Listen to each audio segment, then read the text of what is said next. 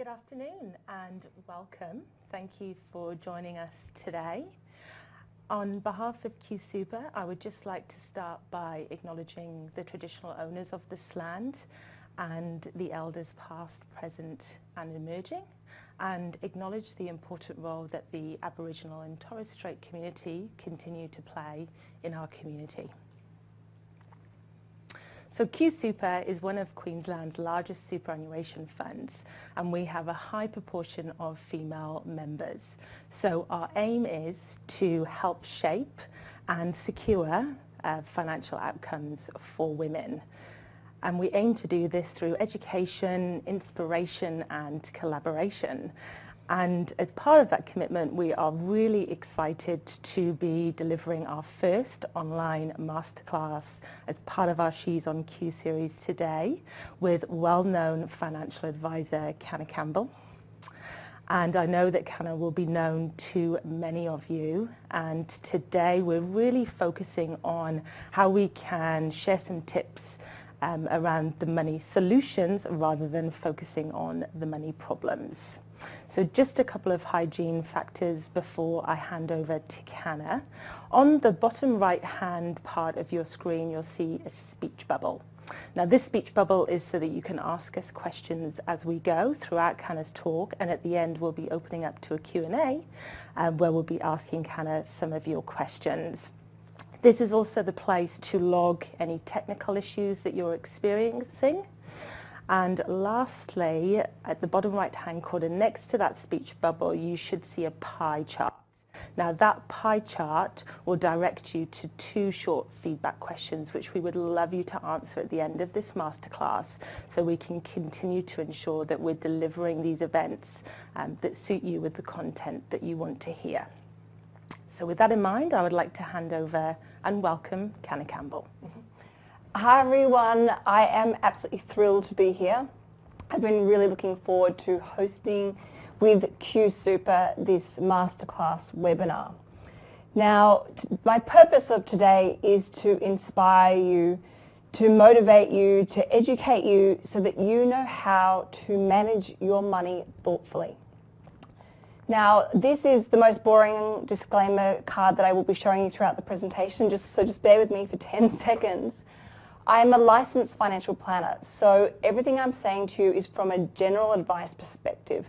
I don't know anything about you or your financial goals, so please keep that in mind throughout the presentation. However, at the very end of this, we have allowed 15 minutes for questions and answers.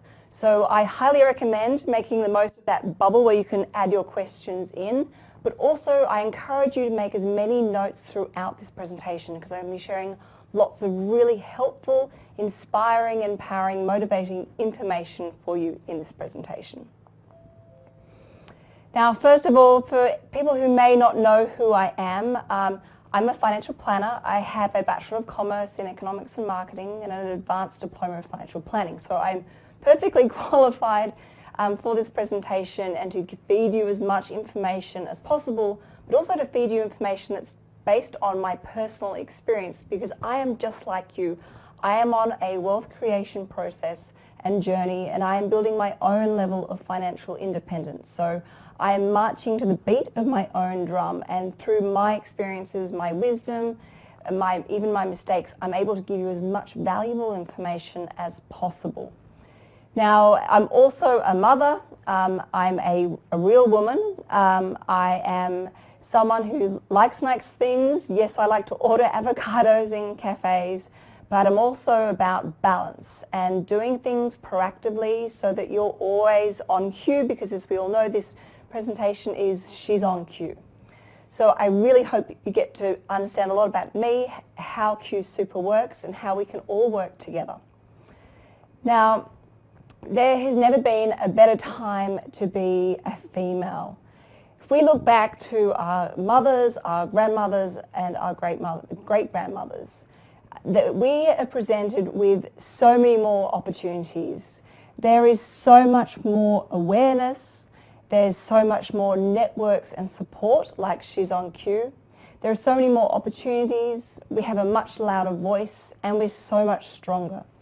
We have women around the world both and domestically as well, to help inspire us, to help us for us to lead by example. And it is really exciting that we step up and embrace all these opportunities around us.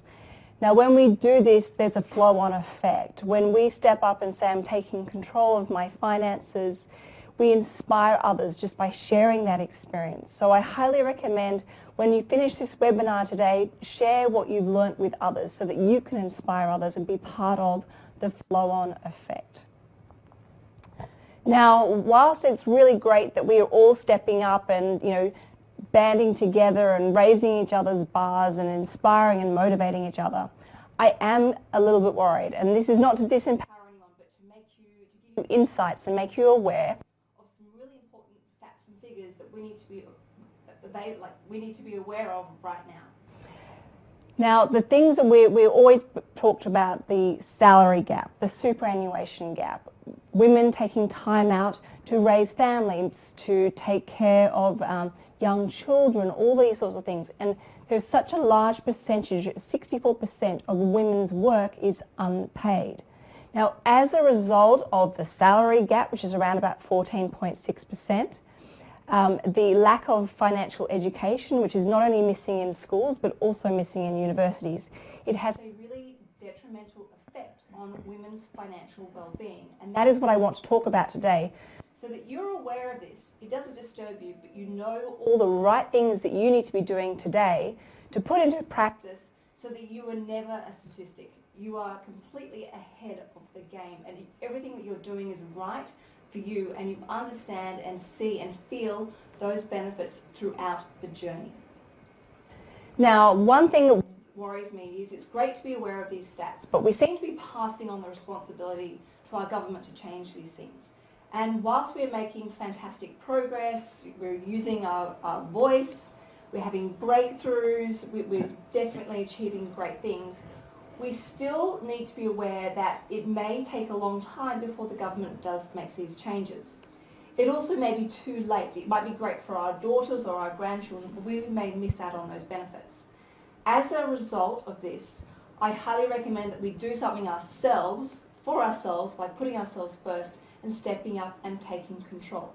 And the other thing, what our government may do to help improve these stats may simply be just not enough. We have to do more. So that's what I'm going to talk to you about. First of all, we need to realise that financial well-being is an act of self-love.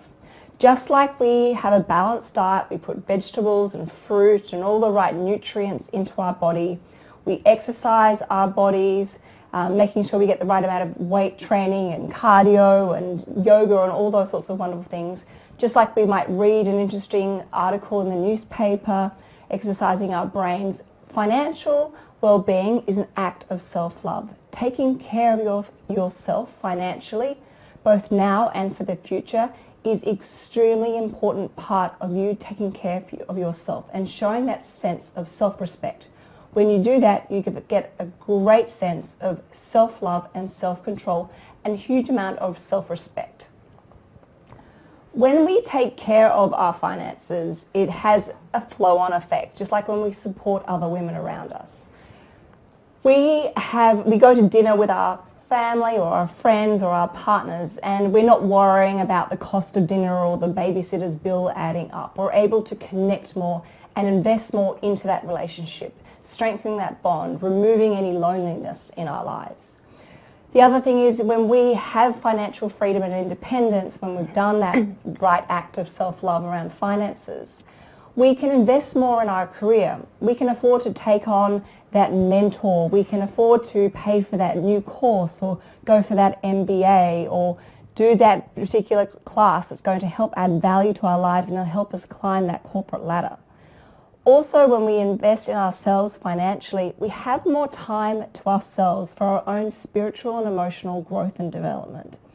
And of course, we have time just simply to ourselves. We have time to read a newspaper. We have time to catch up on our favorite podcasts and blog posts. These things are all really part, and that combined together, all these things are what I call create authentic financial wealth. Because wealth isn't necessarily about money. It's about overall happiness and balance in our lives. And having the financial freedom helps us able to keep that balance going all the time. So now that you understand what authentic wealth really is about, and also the importance of stepping up today and doing something about your finances, you're probably wondering, okay, well, where do we start? What do we do? Well, the first thing is we need to look at where do we stand right now financially? Just like if you were going to go on a holiday or go on a road trip, you need to understand when you're looking at a map, where are you right now and where do you want to go? That enables us to work out what is the best path for us, what's important. Do we want to go on the scenic trip, which is a little bit slower but more enjoyable, where we can stop and take pictures and enjoy the view, or do we want to take the fastest way possible, and even if it means paying the road tolls along the way? But we need to understand where we are and where we want to go. So first of all, look at your financial situation. Where do you stand? How much debt do you have? What are your financial commitments and responsibilities? Do you have childcare that you have to pay for? Do you have rent? Do you have mortgage repayments? Do you have school fees? What are your grocery bills? You need to sit down and work them out. So do a budget is a fantastic way to start. And not just a scrappy piece of paper or something that you sort of add up in your head. You need to sit down and write out a budget so you understand your financial responsibilities ongoing as well as upfront. The next thing is to look at your assets. What do you have financially? I'm not talking about the car on your driveway or your nice handbags and clothes. I'm talking about real financial assets. How much have you got in superannuation already? How much have you got in savings? How much also have you got maybe on a credit card debt or a personal loan? You need to understand what you've got, because when we understand what we've got, we know what we can build on from this point going forward. The next question is to ask yourself, by understanding this, how is this going to add value to my life? Now this is really important, not just to do this now, but to do this ongoing and to come back to this on a regular basis. Because this is what I call as your anchor, where you can actually, whenever you kind of fall off your path, which we all do at some times, depending on what's going on in our lives, when we come back to what is the value that this is going to bring into our lives, it helps us kickstart that motivation and get back on track, and get back on track quickly. So when we know what we want, we have a new spring in our step. Jumping out of bed is just so much easier. We feel so much more passionate about life. We feel so much more committed and connected to what we're working on. So having financial goals is incredibly important. Once you've done your budget, once you've looked at your financial assets and your financial liabilities, this is where you start creating some financial goals for yourself. What do you want to achieve? Do you want to get rid of those debts out of your life? Do you want to make sure you can retire on time and on a decent retirement income? Do you want to make sure that you have emergency savings set aside in case something happens so you can sleep well at night? These are the sorts of financial goals you need to be thinking about right now, and you need to be writing them down. So these are just some of the notes that you should be making right now. Now once we've done that, you will find, I personally guarantee, that you have a new sense of direction. You have a new sense of purpose, power, control. You've got a greater sense of clarity and direction of focus, and that is incredibly important. But one financial goal I'm going to highly recommend, or almost insist without sounding too pushy and bossy, is you include a financial goal around passive income. Passive income is what helps create true, authentic financial freedom. Now, you may already know what passive income is, and if you watch my channel, that's great, I'm thrilled. But just in case, or as a recap, passive income is income that you earn whilst you sleep at night. Examples of it are receiving rent from an investment property, interest off a savings account, or my favourite, which is dividends from shares. Now, the more passive income you earn, the more freedom you have. And ideally, you want to get into a position where your passive income covers, or even better, more than covers your living expenses, because that means you don't necessarily need to go to work to earn a living. You can live off your passive income streams. And this is particularly important around superannuation, which I'm going to be coming to shortly. Now, when you understand passive income, you understand the benefits that it gives you. And for just a second, I want you to think about what passive income would give you. If I was, for example, to put, say, $10,000 into your bank account every month, what would you do? What are the things you could do with your life? You could maybe go on more holidays or go on longer holidays. You could go to part-time work if you wanted to. You could start up that new business you've been thinking about in your head, or that new website or blog that you would love to start. You can start investing in different ideas and opportunities around you. You can pay for that MBA course or those other mentorship programs or leadership programs that you've been wanting to do but just couldn't. You can spend more time with family and friends, taking care of children, taking care of family members that might be unwell or just need company support. You can invest more into the community. You can help out, give more to charity. These are all the freedom that having passive income creates in your life. And you'd be amazed actually that everyone already receives a form of passive income already if you have a superannuation account, because your superannuation account is invested and creates passive income. It's just locked within super so that you can't spend it until you can actually properly and afford to retire. But I'm going to come back to that, so hold tight. All right, so the first place to begin, once you've done your budget, you know where you stand financially, and you now have those financial goals written down along with that very important passive income goal. Now, just a quick note on that passive income goal. If you don't know what your passive income should be, don't freak out, it's okay. One way to work out your passive income is to look at your budget. How much is your cost of living? Say, for example, your cost of living is say, $50,000 a year. You, if you wanted to, make your passive income goal $50,000 a year. Or if you know that you don't ever want to necessarily stop work, you might think, I'd like to go to part-time work. Your passive income might be $25,000 or $30,000 a year. But make sure you have a written down passive income goal. Now, once you've done all those things, I want you to, first of all, focus on toxic debt in your life. Now, this is something I'm very passionate about that people should not have in their lives. I'm talking credit card debt, I'm talking car loans, I'm talking personal loans. The reason why I call it toxic is because it is toxic to your emotional and mental well-being. There are so many negative emotions that come along with this type of debt. Embarrassment, remorse, guilt, shame. You do not deserve to have this in your life. You are way better than that. So if you have this type of toxic debt in your life, make a plan, factor in your budget, a repayment plan to get rid of it, and get rid of it for good. When it comes to building financial freedom and independence, it's like building a house. You want to build a house on a really rock-solid foundation where if any type of storm comes through, whether it be a fire, rain, hail, hurricane, whatever it may be, that house is still standing rock solid. Sure, there might be some damage, but that damage is completely fixable, and it's fixable at not a huge expense, and it's quickly fixable. You need to take exactly the same principle when it comes to building financial wealth. And it is a long-term journey, but it is definitely worth it.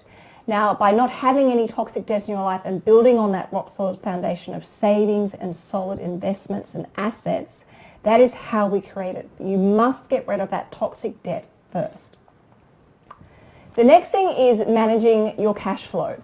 Now, this takes, I would say, about 3 months to really get the hang of and master, but I recommend 4 accounts. And you'll see by having these 4 different accounts that you can see on the screen, I've created a sense of balance, and a balance that reflects that financial self-love.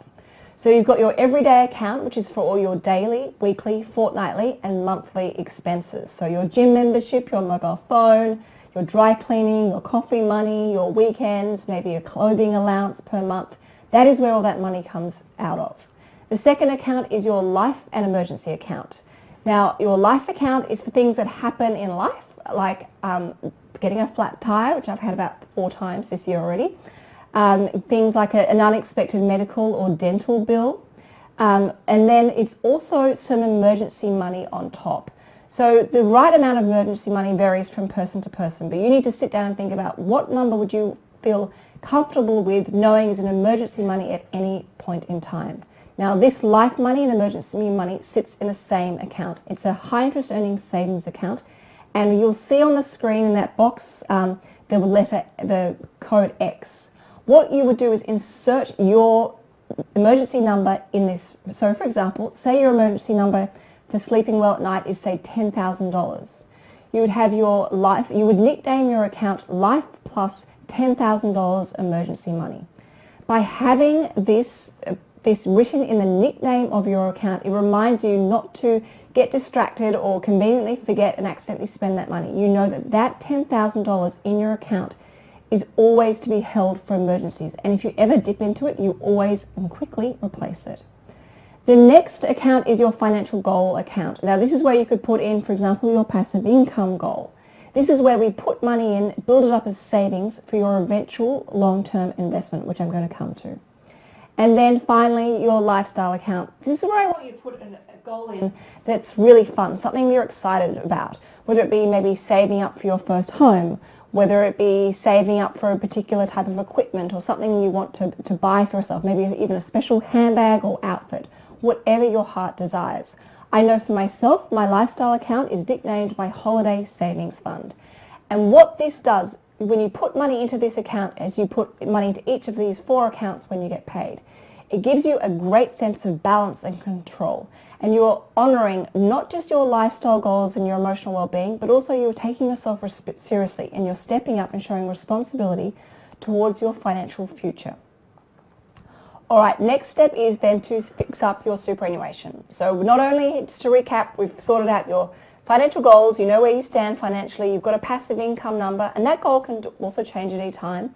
You also have got rid of all that personal toxic debt in your life, and we have also set up our accounts so that we're running them correctly. Next thing is superannuation. Now I'm going to really focus on this because this is a key part of building your passive income number. Remember how I said just a few minutes ago that your passive income is already something that you're earning already. It's just locked within your superannuation. The more money you've got in superannuation, the better off you're going to be financially. And it is so important that you do all the right things now so you can set it up correctly so that you get the biggest and best financial benefit long term. Now, people always ask me, like, where should I put my superannuation? What are the things that you look for? Well, I'm going to tell you exactly what I look for. Number one, I want to make sure that I have a wide range of investments. I don't just want the generic 5 different investment options and that's it. That is simply not good enough. I want to be able to access term deposits, managed funds, exchange-traded funds, and also be able to set up my own personal insurances through the one superannuation account. That is incredibly important to me because it means I can diversify my portfolio, help create long-term consistent returns. The next thing is I want to be able to customize my asset allocation. Now this is the problem with the superannuation accounts that only have those 5 generic funds. You can't say, well, hang on, I want all my superannuation money invested in Australian shares, or I'd like 70% of it invested in Australian shares and 30% invested in cash. You have to be able to decide how you want to split your superannuation money. And I will come to showing you how to do that in a second. The next thing is I want my fees to be competitive. You have to be very mindful of quality versus quantity, but you want to make sure that these fees can be easily found. They're extremely transparent. You understand exactly what you're paying because then you will understand the value of your superannuation account. Now, as a very vague rule of thumb, I generally don't like to see superannuation fees exceeding 0.8% per year. And then the final big tip, and this is incredibly important, and so many people, financial experts, actually miss this, and that is to have something called an in-specie transfer service. Now, to not overcomplicate this masterclass or webinar, an in-specie transfer essentially allows you to shift your assets from your superannuation account to your pension account without having to sell down the portfolio. So say, for example, you have, say, $1 million in superannuation, and $1 million in superannuation is actually not unrealistic, thinking about your super is a 35-year investment. So you've got $1 million in super and you go to transfer it to a pension account to start your beautiful retirement. Now, if your superannuation account provider doesn't have an in-specie transfer, they have to sell the whole portfolio down and then shift it across to the pension account. Not only does that trigger brokerage and fees and you're out of the market and you're missing out on passive income temporarily, the big scary thing is it triggers a tax bill. Now, if your superannuation provider has an in-specie transfer for service, they're able to shift those assets without selling them down. So you miss out, you basically leapfrog all those disadvantages. Now, there's a very good reason why I am working with Q Super, and they actually tick all these boxes for what I look for in a quality superannuation account, which I'm proud to share with you guys today. So make sure when you finish up, you have a look at some of the Q Super investments and Q Super investment products. Now, once you've found your perfect superannuation account and you know that it's right for you, you need to work out your risk profile. You need to also look at how you want to invest. Now, there are a whole range of investment calculators available online, including the Q Super website. Look at your superannuation investments and look at it from a long-term perspective. You need to remember that, as I said, superannuation is a 30-year, if not longer, investment if you're starting right now. So you actually have the benefit of time to sit through all the peaks and troughs and volatility. You need to be looking at long-term consistency. So if you do a risk profile and you're sitting on the fence between, say, balance and a growth, I encourage you to look at a growth option because you have the benefit of time, assuming that you've got at least 10 years ahead of you for investing.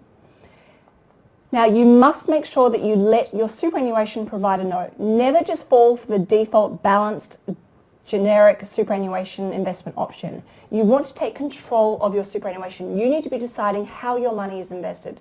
Because as I said, the longer and more engaged you are with your superannuation account, the better returns you're going to get over the long run, and the likelihood of more opportunities you will find to help grow your superannuation. Now, if you Google the Vanguard 2018 index chart, you will see all the different returns over a 35-year period between the different asset classes. Now, it's up to you as to how you want to invest your money, but I would highly recommend, as I said, long-term investing from a general advice perspective. You want to be incorporating more growth assets, and growth assets produce income and capital growth that grow over time. Next step is to look at how capable you're going to be. And this is where you can have a lot of fun actually playing on the Q Super website and playing around in particular with their calculators. Now, through the Q Super website, I was able to work out, and I'm going to show you exactly how I did this, that I need, if I want to retire at age 65 on $80,000 per year, ensuring that my retirement income lasts to over 100, I need $1.5 million. Now, I'm going to put a quick couple of warnings in this. When you do this calculator, always make the age expectancy 100. Even though right now age expectancy for a woman is around about 87, I can pretty much guarantee in 22 years' time or longer, the life expectancy is going to be much longer. So do yourself a favor, be wise, and put your life expectancy of 100. So as you can see from the screenshot from the Q Super calculator's website, I put my date of birth and I put my retirement in, and I put the $1.5 million. That shows me that I will be able to receive $80,000 a year that keeps up with inflation. This is really important because if I'm intending to retired for sort of 35 years, I want to make sure that my cost of living is always maintained. I'm not going backwards financially and I'm not running out of money. So this is really good to know. And this actually breaks down so you can see how the income comes in, the pension is paid, and how it eventually runs out at 103. You can go and do this for yourself and see exactly how much money you need in superannuation. Now, once you get that number, you now know what you need to do to start building up. We have the information, so we can decide to act on it now. And every little dollar counts when we add it to our superannuation. And we can start looking at how realistic these goals are. Maybe we need to tone it down a bit, or maybe we're selling ourselves short and we can beef our goals up. But having this information allows us to be engaged with our superannuation. Now, for me, achieving that $1.5 million goal, I want to know, what do I need to do? What do I need to step up today to help make this realistically happen? Well, there are lots of different things you can do. We have the co-contribution if you're earning under a certain level, where the government will help put in a bonus $500 into your super if you can put up to $1,000. You can also look at salary sacrificing as well, and also you can put money out of your own pocket into your superannuation.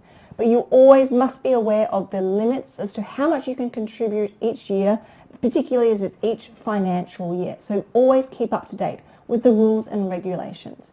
And work with your HR payroll team when it comes to salary sacrificing. They can give you a lot of information as to the caps and limits that apply to you.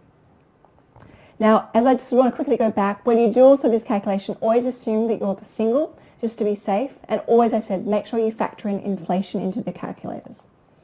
Now, now that I know my $1.5 million number to gain my passive income goal of $80,000 a year in today's dollars, I know that if I do nothing and I just walk away from today and don't take any of the information that I'm learning about, I'm actually going to be really short. I'm going to be able to have only $809,000 in my super. But if I now use the information that I've learned today and I'm empowered and motivated and in control, I know that I can start adding money. I can look at not only doing some salary sacrificing, but I can also put some of my own money on a regular basis per month into my superannuation. And if I do this today, I will be on track and I will have my $1.5 million in superannuation by the time I reach retirement at age 65. Now, that is a great peace of mind, knowing that I'm going to be able to look after myself. I'm not going to be reliant on the government. I'm not going to be reliant on any family members or friends to help support me financially.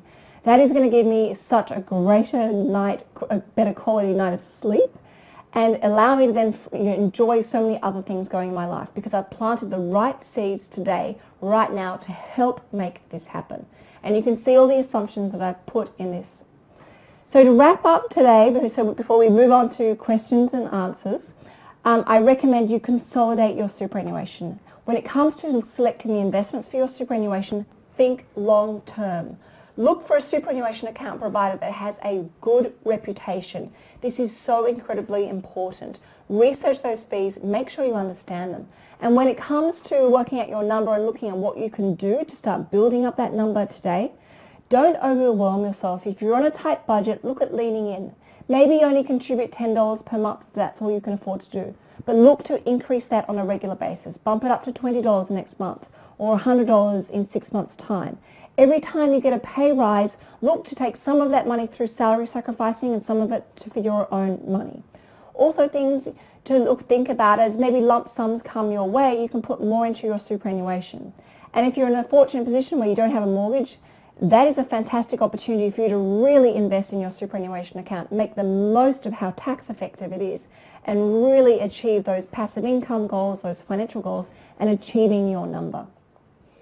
The last thing I recommend with your superannuation account is to set yourself up with personal insurance, not the car insurance, the home and contents insurance, that's general insurance. I'm talking about protecting yourself. So making sure you have the right level of life cover, TPD cover, so if anything ever happens to your family are not left with huge debts and in financial desperation. But most importantly, making sure you've got an income protection policy, and an income protection policy that ideally covers you to age 65. Now, the Q Super has a wide range of the quality in the Q Super has a wide range of personal insurance options available through your super, which means your superannuation account can help pay for those premiums and own them as well, which means you can then free up your cash flow for your other financial goals, such as paying down toxic debt. So remember, at the end of the day, you must work towards investing and building that number, your passive income number. You've got to put yourself first because nobody else does. As a female, we're always the ones left taking care of young children, taking care of family members and friends. We need to show ourselves a sense of self-love and self-respect and invest in ourselves. And as you do this, make sure on a regular basis you're always growing your financial knowledge. There are so many resources out there that you can access really easily online, including the Q Super website. So continuously educate yourself financially. Now, sorry everyone, I went a little bit over time, but if anyone has any questions, please feel free to ask anything you like right now. Thank you, Canna. So let's open up to our viewers' questions. So first one, when creating your assets and debt sheet, would you include the business loan in your personal goals? That's such a great question. If your business is part of your wealth, it's something that you're potentially going to be able to sell further down the track, yes, I would, if it's a real financial asset. However, you need to be very realistic, and we all think our businesses, just like our homes, are worth so much more than what they really are. So I would take a sort of grain of salt and not be too heavily reliant. And the thing with being a business owner, we can very easily lose diversification because we put all our money into the business. It's so important that we diversify elsewhere. We build our superannuation accounts, particularly if you're self-employed, because a lot of self-employed people forget to put their super or they delay it. It gets pushed down the list. So yes, do it very, very mindfully. Okay, thank you. What is the importance of superannuation if I can just use my money to contribute to and to grow my own personal share portfolio now? Okay, this is a brilliant question. I'm so happy to see this. Okay, the benefit of superannuation is it's a tax haven. You know, so many people sail so close to the wind doing slightly dodgy things to avoid or reduce tax. Your assets within superannuation from a capital gains tax and an income tax perspective are taxed at 15%. So there is, even if you get about returns alone, immediately, depending on your marginal tax rate, the difference between 15 and your marginal tax rate is the benefit. I do recommend that people take a two-pronged approach when it comes to building up your financial independence. I always put the maximum I can into my superannuation, so I'll go right up to that limit. But then I also invest in my own personal share portfolio so that you've always got the best of both worlds, because obviously with superannuation it's restricted. We can't get that money out. And we have conditions of release, and obviously, of course, rules and regulations change. But it is an incredibly powerful way to, thanks to compounding interest and those tax savings and accessing quality investments, to build up your wealth. So I would never recommend someone just focus purely on investing. You've got to take a holistic approach when it comes to building financial freedom. Okay. I have a mortgage on an investment property, but own my own home. As I am 55, should I be focusing and putting more money to pay down the loan on the investment property or to add into my superannuation? Okay, well, I just want to remind everyone of that general advice disclaimer, because I don't know your numbers and I don't know your financial goals. But again, coming back to the tax effectiveness of superannuation, whether you're making the most of those caps of the $25,000 a year deductible cap, how much is owing on your home loan, I'd come back to your financial goals. When do you want to start accessing your passive income? Where do you want to be drawing it down from super, from your investment property? Maybe you want to do both. So I can't really sort of answer that one directly, but definitely do not neglect your superannuation. It is equally valuable in comparison to the investment property. Okay. So you're very passionate about encouraging people to invest. In your experience, what are the major hurdles that women in particular typically highlight to getting started to investing in shares? I have witnessed so many women really want to step up and start investing, and I think the biggest obstacle is just not knowing where to start. People, I think, are starting to realise that property is not the be-all and end-all. They're wanting, a diversified share portfolio, whether it be through managed funds, ETFs, listed investment companies, or even direct equities. Just not knowing where to start. But when I meet with people and I show them how to buy shares, and I've actually had situations where I've actually personally bought shares in front of people to show them how easy it is, they're like, oh wow, it's literally like buying a dress online. It's that easy. So that's probably the biggest obstacle, is that first investment. But once you do it, you almost laugh at yourself and go, that was so easy. Why did I put this off for so long? Yeah. Okay. Interesting.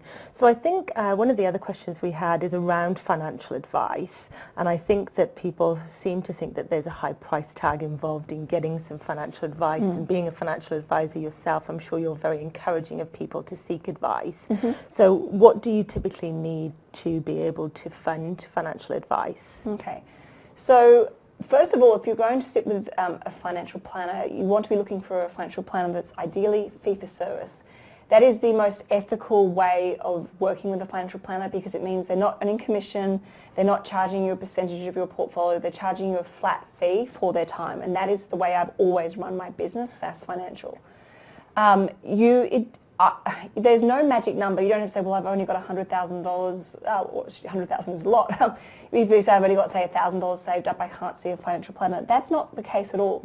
Even just checking in and having an initial meeting with a financial planner can be incredibly valuable, because they can give you some tips to go and think of and work on in the short term, to then come back to them, further down the track with more money to save, more money to invest.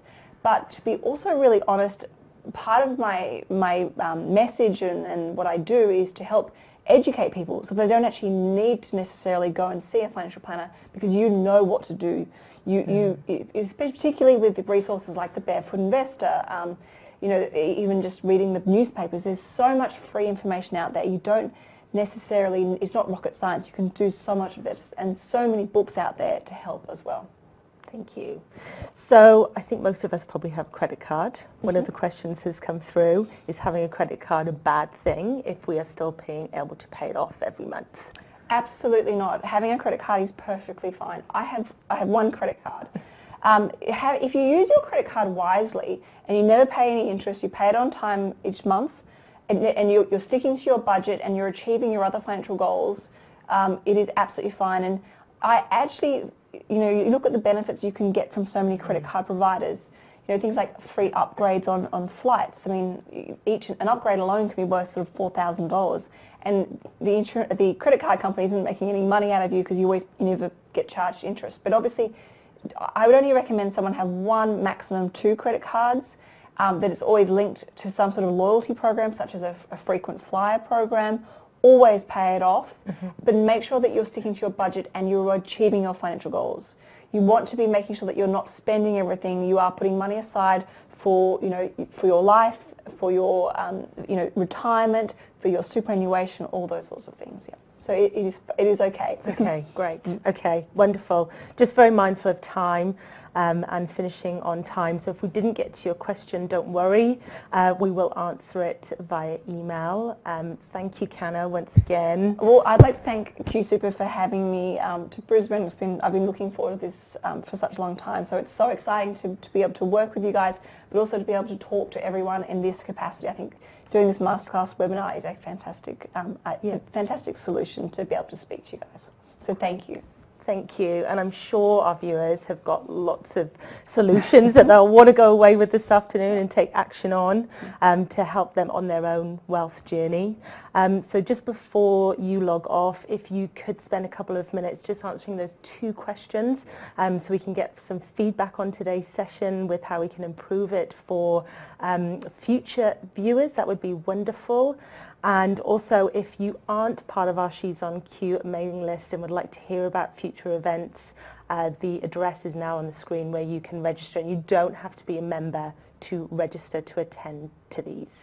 So thank you very much for joining us today, and enjoy the rest of your day.